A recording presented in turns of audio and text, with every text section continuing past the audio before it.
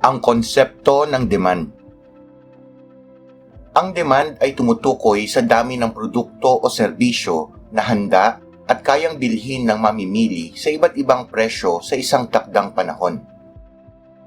Mayroong salungat na ugnayan ang presyo at demand ng isang produkto o serbisyo. Salungat ang kanilang ugnayan dahil sa substitution effect at income effect. Ipinapahayag ng substitution effect na kapag tumaas ang presyo ng isang produkto, ang mamimili ay maaaring humanap ng ibang produkto na maaaring ipalit dito, kaya nagkakaroon ng pagbaba sa dami ng demand. Ipinapahayag naman ng income effect na kapag tumaas ang presyo ng isang produkto, ay bumababa ang kakayahan at kahandaan ng isang mamimili na makabili nito. Ito ay alinsunod sa batas ng demand na kapag tumaas ang presyo ay bumababa ang dami ng demand. At kapag nagkaroon ng pagbaba sa presyo ay tumataas naman ang dami ng demand. Dapat isaisip na ang batas ng demand ay totoo at tama lamang kung walang ibang salik na nagbabago maliban sa presyo. Ceteris paribus o all else remains the same. May tatlong paraan upang maipakita ang konsepto ng demand at ang relasyon nito sa presyo. Una ay ang demand schedule, isang talaan na nagpapakita ng dami ng isang produkto o serbisyo na handa at kayang bilhin ng mamimili sa iba't ibang presyo sa isang takdang panahon.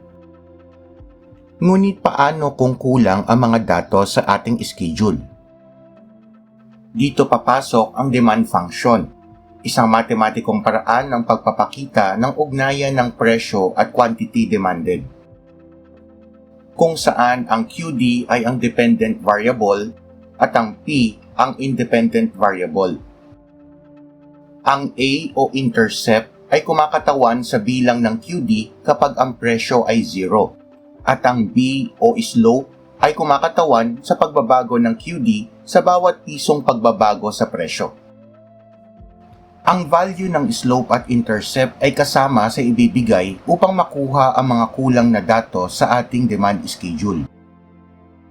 Gamit ang demand function na QD is equals to 864 minus 9P, ay ating hanapin ang nawawalang datos na QD sa puntong A.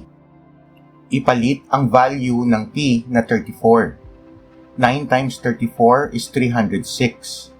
864 minus 306 ay 558. Ulitin lamang ang katulad na proseso sa puntong B. At sa puntong C.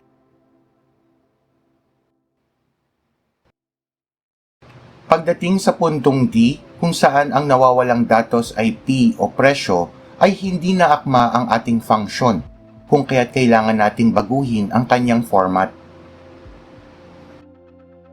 Ngayon ay maaari na nating makuha ang nawawalang datos na P o presyo sa puntong D. Ipalit ang value ng QD na 279. 864 minus 279 ay 585. 585 divided by 9 ay 65.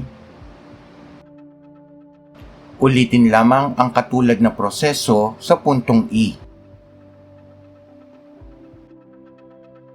Ang kumpletong datos ng demand schedule ay maaari ding ipakita sa isang grafikong paglalarawan.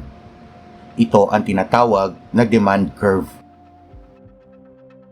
Gamit ang quadrant 1 ng X and Y axis ay unang i-plot ang puntong A kung saan ang value ng P ay 34 at QD ay 558. Lagyan ng marka kung saan sila nagtagpo.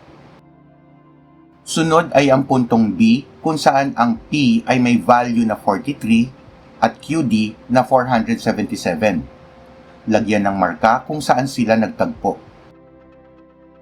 Ulitin lamang ang proseso hanggang puntong E.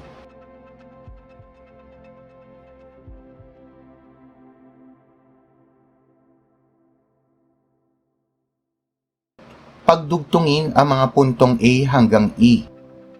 Ito ang tinatawag na demand curve o kurba ng demand.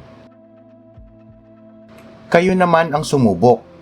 Kumpletuhin ang mga kulang na datos sa demand schedule gamit ang function na ibinigay. Ang konsepto ng demand.